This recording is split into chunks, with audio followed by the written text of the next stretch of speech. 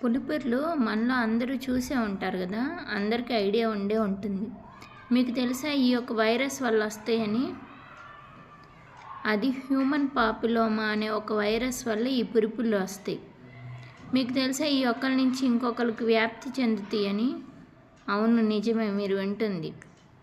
Already పులిపిర్లు ఉన్న వాళ్ళ వ్యక్తి దగ్గర మనం వాటిని టచ్ చేసి మనల్ని మనం ముట్టుకుంటే అవి మనకు కూడా వస్తాయి. వాళ్ళ టవల్స్ వాళ్ళు వాడిని ఏమైనా యూస్ చేసినా కానీ అవి మనకు వచ్చే ఛాన్స్ ఉంటాయి. ఈ వైరస్ తగ్గిపోయాక ఇవి పోతాయి కొన్ని సందర్భాల్లో మనం ఏదో ఒక ట్రీట్మెంట్ తీసుకుంటే కానీ పోవన్నమాట. ఎక్కువ మన బాడీలో వీక్నెస్ ఉన్నప్పుడు ఇవి అటాక్ అయ్యే ఛాన్స్ ఎక్కువ ఉంటుంది ఈ వైరస్. ఇంకొకటి ఏంటంటే ఈ పులిపిర్లు ఒకేసారి ఎక్కువ సంఖ్యలో మాత్రం రాకూడదు.